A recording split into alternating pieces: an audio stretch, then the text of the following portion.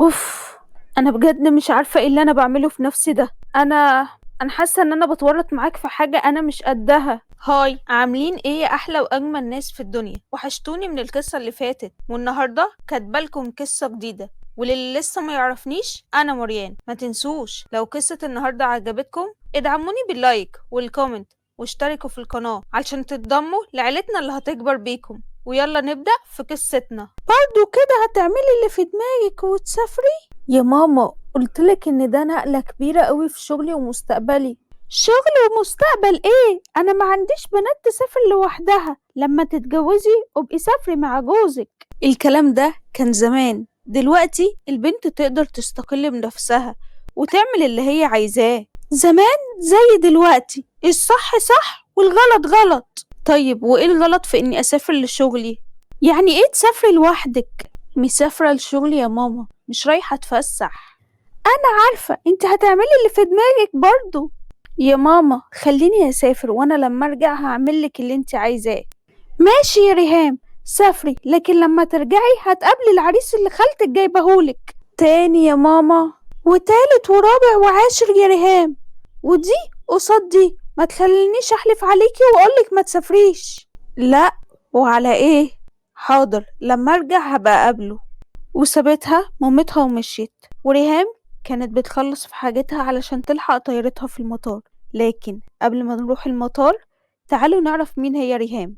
ريهام هي بنوتة وحيدة عايشة مع مامتها بعد ما باباها توفى. شغالة HR في شركة كبيرة، ولسه مكملة 30 سنة من شهرين. مامتها زي كل الأمهات عايزة تفرح ببنتها في أقرب وأسرع وقت، لكن دماغ ريهام مختلفة تماما عن تفكير مامتها، ودوت مخليهم دايما يتخانقوا بسبب موضوع الجواز ده. وفي بلد تانية خالص، وبالتحديد في بيت عيلة الأسيوطي.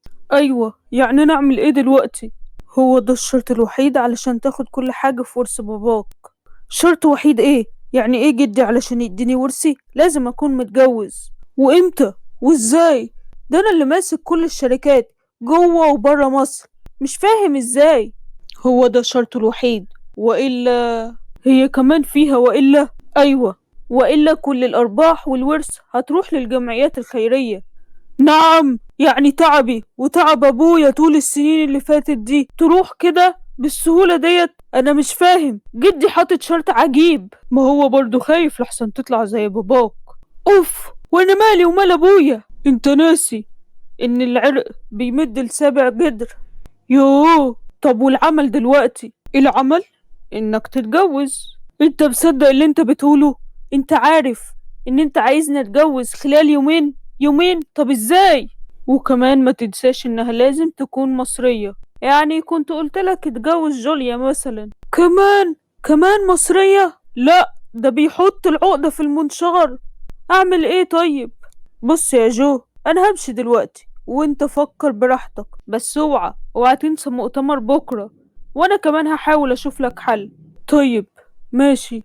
جو أو يوسف هو الحفيد الوحيد لعيلة الأسيوطي. باباه توفى من سنة في حادثة، وجده الأسيوطي الكبير رافض إنه يديله الورث بتاع باباه إلا لما يكون متجوز، لأنه خايف يضيع الفلوس على الستات زي ما باباه كان بيعمل. علشان كده شرطه إنه يتجوز مصرية، علشان مش شايف غير إن الزوجة المصرية بس هي اللي هتقدر تعيش مع يوسف. وخلونا نرجع تاني لريهام اللي وصلت أوضتها في الفندق وهي بتكلم نفسها. يا ربي، يا ربي على لخبطة الأوقات ديت. يعني أسافر من مصر الصبح أجي هنا بالليل، أكيد ماما هتكون نايمة دلوقتي. طب أطمنها عليا إزاي؟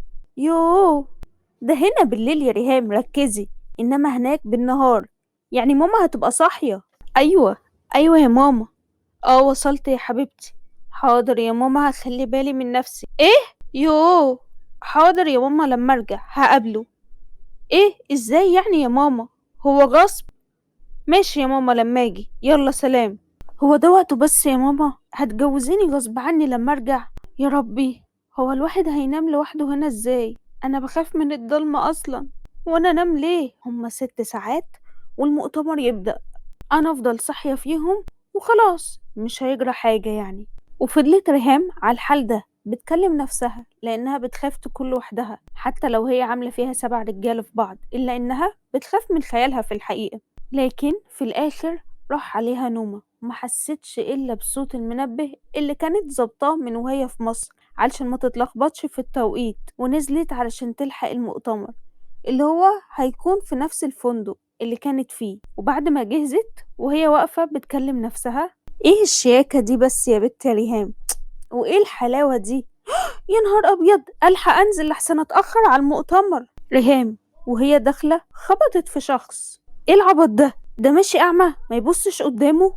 نعم، انت بتكلميني انا؟ يا لهوي، انت مصري؟ لا، فرنسي يا اختي. لا، وكمان لسانك طويل. انت لولا انك بنت انا كنت وريتك مين اللي لسانه طويل. لا، ما توريني، انسى ان انا بنت، ووريني هتوريني ازاي ان انا لساني طويل. وسابها يوسف ومشي وهي بتكلم نفسها كالعادة. يا عم روح كده وانت حلو، يا كسفتك يا حازم، اول لما تغلطي يطلع مصر في وسط الاجانب دي كلها يا ريهام. خلاص، اهدي اهدي يا ريهام وركزي في المؤتمر، ركزي، محصلش حاجة. وفعلا كملت ريهام المؤتمر، وفي نص المؤتمر كده جه لريهام شخص يتعرف عليها. ازيك يا ريهام يا بنتي؟ انا استاذ حسين. ازيك يا استاذ حسين؟ طبعا معروف، حضرتك غني عن التعريف. انا بسمع كتير عن شغلك في مصر وفخور بيكي جدا. ده شرف ليا يا فندم طبعا.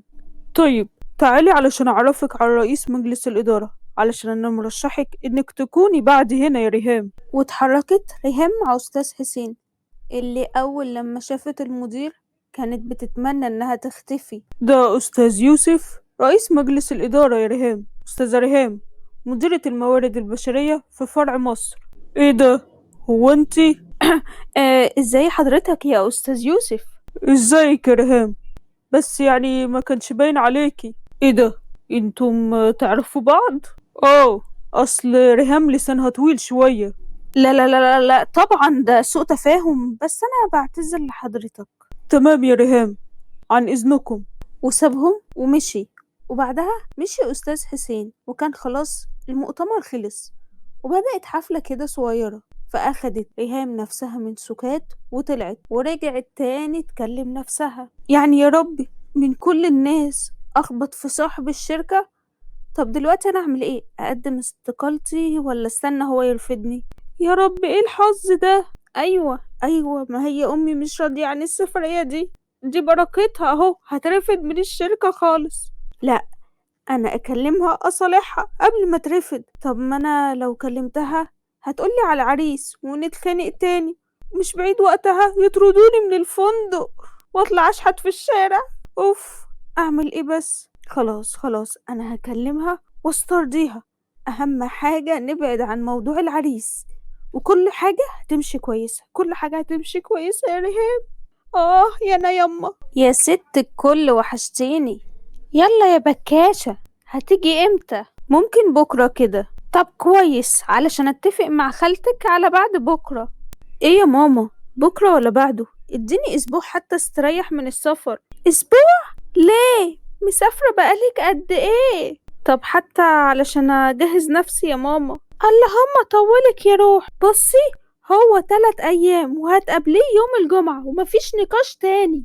حاضر يا ست الكل، اهم حاجة رضوكي عننا بس. ماشي يا ريهام، لما اشوف اخرتها معاكي. ها، هتسافر امتى علشان تقابل جدك؟ هسافر بكرة ان شاء الله. طب والعروسة لقيت عروسة ولا لسه؟ مش عارف، هبقى اتصرف واقول له اي حاجة، بس انت عارف جدك مش هيوافق على اي حاجة هتقولها له خالص. ربنا يسهل. هنسافر بكرة واشوف اخرة الموضوع ده ايه. اهم حاجة ان انا اكون قدامه وبواجهه، احسن ما اكون هربان منه ومش عارف ايه اللي بيفكر فيه. وتاني يوم في المطار، ياه، اخيرا الواحد هيرجع لبلده. دي الغربة دي طلعت صعبة جدا. اما ابعت رسالة لماما اقول لها اني في المطار اهو خلاص. يوه، يعني ده وقته يا ماما؟ قال ايه؟ اتفقت مع العريس يوم الجمعة. ماشي يا ماما ماشي، وانا هطفشه زي كل مرة، بس يا رب ماما ما تقيمش عليا لحد وقتها. وده كان حوار ريهام لنفسها. وبعد شوية كان دخل يوسف نفس المطار علشان يلحق طيارته، وفعلا كل واحد ركب الطيارة اللي رايحة لمصر، واللي كان فيها يوسف في درجة رجال الأعمال وريهام في الدرجة العادية.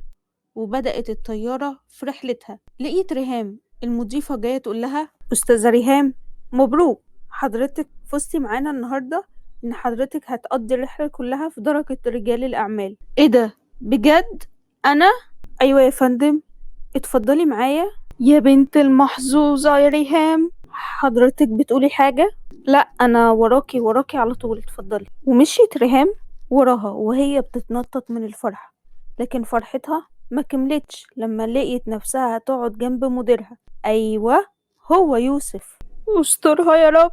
ازيك يا ريهام، عاملة ايه؟ ازيك يا باشمهندس؟ أتمنى إن أنت ما تكونش لسه واخد على خاطرك يعني. واخد على خاطري؟ ازاي يعني؟ يعني أقصد تكون زعلان ولا حاجة. لا لا لا، مفيش حاجة. انا عارف انك مستنية الترقية، وان شاء الله هتاخديها. انا عارف ان شغلك كويس بعيدا عن طولة لسانك. تعيش، الله يكرمك. ريهام، بقولك، هو انتي مرتبطة؟ مش فاهمة ايه سبب السؤال ده. من غير مقدمات، تتجوزيني يا ريهام؟ مين؟ فين؟ ازاي؟ يعني تتجوزني انا؟ اشمعنى؟ وحضرتك يعني آم، ما تعرفنيش، فعايز تتجوزني ليه؟ هو مش جواز زي ما انت فاهمة، هو هيكون جواز سوري، يعني على الورق بس. انا محتاج زوجة، وانت كمان. وانا كمان ايه، محتاجة زوجة؟ ما شاء الله، ده مستوى ذكاء رهيب. لا، انت كمان محتاجة زوج علشان تقدري تبعدي من مقابلة يوم الجمعة. وعلى الأقل هيكون زوج انت اللي مختاراه، مش خالتك. وكمان هيكون سوري، بالكتير أوي شهر شهرين وهنتطلق. فانت كسبانة وانا كمان كسبان. ايه ده؟ انت عرفت منين موضوع يوم الجمعة وخالتي؟ سمعتك وانت بتتكلمي نفسك في المطار، كان صوتك عالي. بصي، زي ما قلتلك، احنا الاتنين مستفيدين من الجوازة دي، ومعاكي ساعة لحد ما نوصل. يا توافقي او ترفضي، لكن لو وافقتي هنتجوز اول ما نوصل، اول ما ننزل من المطار. والانفصال زي ما قلتلك شهر شهرين بالكتير. وريهام مش مستوعبة اللي حصل، والعرض اللي لسه مديرها قايله لها من غير ما حتى يقول لها أسبابه في الجوازة ديت. لكن ازاي هتوافق ويتجوزوا من غير ما تقول لمامتها؟ هو بصراحة عريس أي بنت تتمناه، ولا يمكن حد يرفضه أبدا. لكن هل هتوافق وتتجوزوا وتحط مامتها قدام الأمر الواقع؟ وسوري، يعني هتتجوزوا لمدة شهرين بس، وأول ما الطيارة وصلت. ها، قلت ايه يا ريهام؟ طيب، هو أنا مبدئيا موافقة على الجوازة، لكن لازم تيجي البيت تتقدم لوالدتي، وكل حاجة تكون طبيعية زي المتعارف عليها. ماشي يا ريهام، وانا جاي معاكي. جاي معايا؟ جاي معايا فين؟ اتقدم لمامتك زي ما انت عايزة. امتى؟ دلوقتي؟ ايوه، هنخلص كل الاجراءات ونروح على مامتك على طول. وفعلا راحوا ريهام ويوسف عند مامة ريهام، اللي في البداية ما كانتش فاهمة أي حاجة لحد ما يوسف اتكلم وقال لها: انا عارف طبعا يا طنط ان الموضوع غريب على حضرتك، وكمان ان ريهام ما كانتش متكلمة عني قبل كده، او حتى ملمحة ليكي ان انا جاية اتقدم لها. وهي في الحقيقة ما كانتش تعرف اني معجب بيها من زمان، ومتابعها من اول ما اشتغلت معانا في الشركة. واستغليت الفرصة ان انا وهي كنا جايين في طيارة واحدة، وقلت زي المثل ما بيقول اضرب على الحديد وهو سخن. وسمعت ان حضرتك جايبه لها عريس، كانت بتكلمك بصوت عالي، فانا سمعت، فقلت الحق الحقها قبل ما تضيع مني. وانا يشرفني اني اطلب ايد ريهام وتكون لي زوجة باقي العمر. يا ابني، ده يوم المنى يا حبيبي لما تطلب ايد بنتي، بس بسرعة ديت يعني. مش عارفة والله اقولك ايه. طب خلينا كده نقعد نفكر ونبقى نرد عليك. ما هي دي جوازة مش بيعة وشروة. اكيد طبعا يا طنط، بس خلينا نكون اسرع وخلينا نكون عمليين اكتر. انا معروف في السوق، واكيد ريهام عارفاني. وكمان انا لما عرضت على ريهام الموضوع قبل ما اجيلك هنا كانت موافقة. فحضرتك لو موافقة وريهام موافقة، يبقى ليه الصبر؟ ليه ما نعجلش بالامر وننزل حالا نشتري الشبكة اللي ريهام تختارها؟ علشان كمان انا جدي عايش. وبصراحة كده كنت حابب ان انا افرحه بالخبر الجميل دوت، واخليه يشوف عروستي بعد سنين غربة، لان بقاله سنين كتيرة قوي ما شافنيش، فديت هتكون اخر امنية ان هو يشوف عروستي. فما تحرميناش يا طنط ان احنا نعمل كده. وده اللي يوسف فضل يعمله طول القعدة. كل ما مامتها تستغرب يقنعها، وكل ما تعترض يقول لها قد ايه هو معجب بريهام من زمان. وهي كانت زي ما بنقول كده سرقاها السكينة، وما قدرتش حتى تعترض، ووافقت ان هما في نفس اليوم ينزلوا ويشتروا الشبكة. وبعد ما خلصوا كل حاجة واشتروا الشبكة، يوسف طلب من مامتها ان هما الاتنين يخرجوا مع بعض. مامتها وافقت، واول ما قعدوا مع بعض قال لها: بصي يا ريهام، انا دلوقتي رحت وقابلت مامتك زي ما انت عايزة واتقدمت لها، واحنا زي ما على اتفقنا ان الجواز هيبقى شهر شهرين بالكتير قوي، لكن مش هقولك ان احنا هنعمله في السر.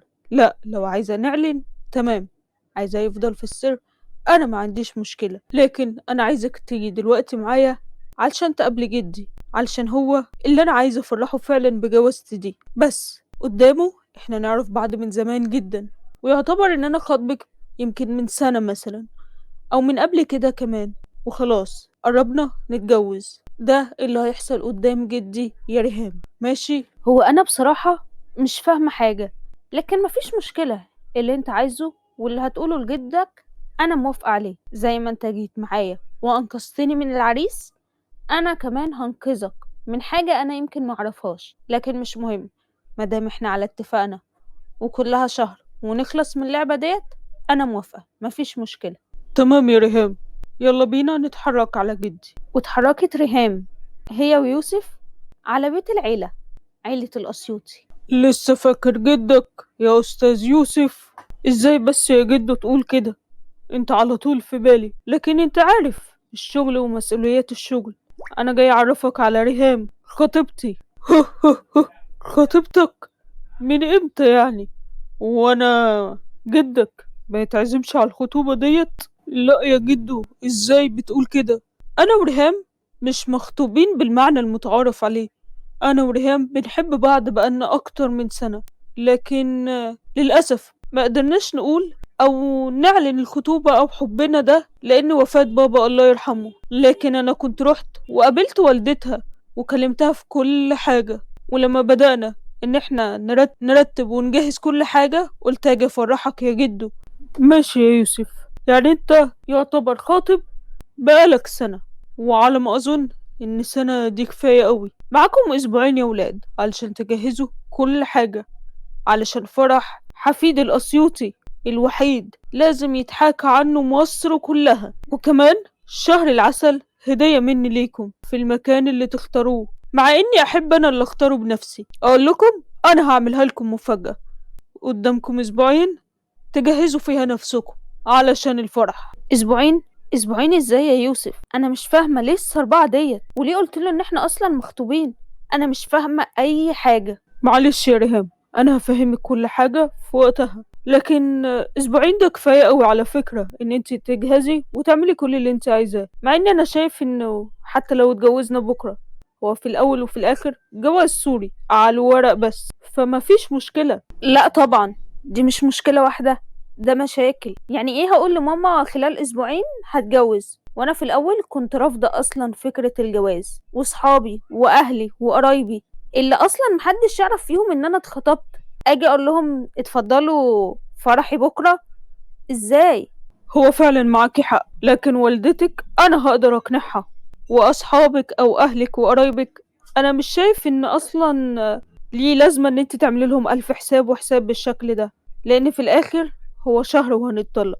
بس مفيش مشكلة، انا معاكي. انت كلمي كل واحد فيهم وقولي له يا ستي ان احنا هنعجل في الجوازة علشان انا عندي شغل وسفريات كتير، ومش هينفع نأجل، وده الوقت الوحيد اللي فاضي عندي ان احنا نقدر نتجوز فيه.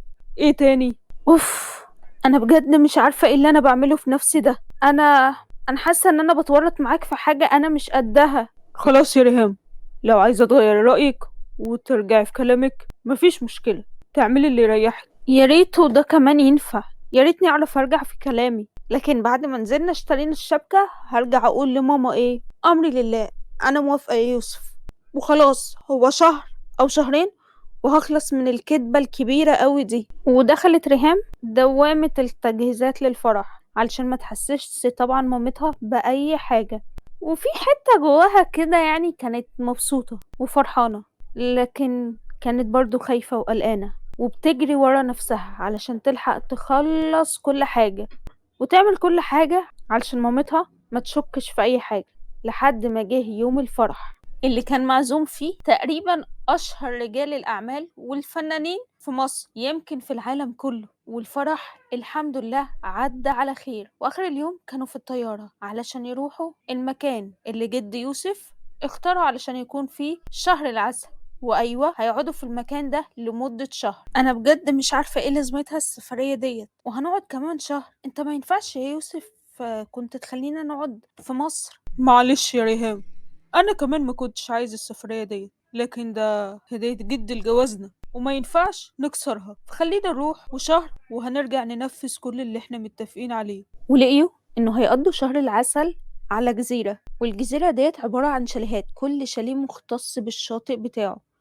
تقريبا كده طول الشهر مش هيتعاملوا غير مع بعض، وكأنهم اتنين عشاق جايين يقضوا شهر العسل بتاعهم، فما كانش في قدامهم غير ان هم يتعاملوا مع بعض ويتأقلموا على قدر الإمكان. ولحسن حظهم ان محدش كان بيتخانق او يرخم على التاني، لا بالعكس كانوا متعاونين، او بمعنى اصح كل واحد بيتصرف على طبيعته جدا، وده خلاهم يعرفوا بعض اكتر واكتر. وفي الأول ريهام كانت مقلقة شوية من يوسف، مش واخدة راحتها ولا مستريحة في الأول أيام ليها في المكان ده، لكن يوسف طمنها وقال لها إن اتفاقهم زي ما هو مفيش حاجة فيها تتغير، وده خلاها شوية تعجب بيه وتستريح ليه وتحس معاه بالأمان، لحد ما خلاص وصلوا لآخر يوم في شهر العسل، وهما على اتفاقهم جوازهم سوري وبس، لحد ما رجعوا في الطيارة. ريهام، انا عارف ان النهاردة ينتهي اتفاقنا وان احنا اول ما نرجع المفروض نتطلق، لكن انا بقول ان احنا ممكن نأجلها شوية علشان كمان جدي ومامتك والناس هيقولوا ايه بعد شهر العسل بس هنتطلق. حاسسها صعبة شوية، ولا انت ايه رأيك؟ ايوه معاك حق يا يوسف، انا كمان حاسه ان هيبقى صعب قوي ان انا اقول الخبر ده لماما دلوقتي، فاحنا ممكن نستنى شويه وبعدين نكون بناخد الخطوه ديت ونتطلق. والسؤال اللي قاله يوسف لريهام كان اختبار، هيشوفها هي ممكن تتمسك بيه ولا هتطلب الطلاق علشان خلاص الاتفاق خلص، لأنه كان بيفكر يعمل حاجة في أقرب وقت ممكن، وكان لازم يعمل كذا اختبار لريهام علشان يتأكد الخطوة ديت لما يعملها مش هتترفض، بالعكس هيكون فيها قبول من ريهام. ودوت كان أول اختبار ليها. وبعد كده هما رجعوا وعاشوا في مصر في بيت الأسيوطي مع الجد، وعلاقة يوسف بريهام زادت أكتر وأكتر، وحتى كل اختبار يوسف يعمله كانت ريهام بتنجح فيه. مرة إن هو مثلا يحكي لها يلاقيها بتهتم وعايزة تسمع، ولو تعب بيلاقيها أول واحدة بتكون جنبه وبتهتم بصحته، وبيحكي لها كل حاجة وبيشاركها حتى في شغله في كل كبيرة وصغيرة، واعتبرها إن هي شريكة لحياته، لحد ما في يوم عزمها وقال لها تلبس أحلى فستان عندها علشان هما خارجين. وكان اليوم ده يوم 14/2، يوم عيد الحب. وأول ما قعدوا على الترابيزة قال لها ريهام، اكيد انت عارفة ان النهاردة ايه؟ عيد الحب، ويمكن تكوني بتفكري انا ليه قررت ان احنا نتعشى النهاردة مع بعض برا، وليه قلتلك تلبسي فستان. انا ما كنتش اتخيل في حياتي يا ريهام ان انا اقول الكلام اللي انا بقوله ده لاي واحدة. انا يمكن زي ما بيقولوا عليا كنت مقطع السمكة وديلها، لكن عمري ما حبيت حد او اي واحدة قدرت تخليني احبها الا انت يا ريهام. يمكن الصدفة جمعتنا والظروف، وان انا كنت محتاج زوجة وانت كمان كنت محتاجة تخلصي من العريس، ويمكن ده الحاجة الوحيدة اللي ساعدتنا ان انا اعرفك وان انا احبك يا ريهام. وقررت اعترف لك بحب ده في عيد الحب، ويكون يوم مميز لينا احنا الاتنين. انا عارف ان احنا متجوزين قدام الناس، لكن انا بطلب منك وبسألك توافقي ان انت تكوني زوجة ليا لباقي العمر، كوني شريك للحياة اللي جاية. أيوة أيوة يا يوسف، موافقة إن أنا أكون شريكتك وحبيبتك وكمان مراتك لباقي الحياة ولباقي العمر. وبكده نكون خلصنا قصة النهاردة. لو عجبتكم قولولي في الكومنتات واللايك والشير، وهتعبكم في الاشتراك، واستنوني في قصة جديدة من حكايات مريان. بحبكم، باي.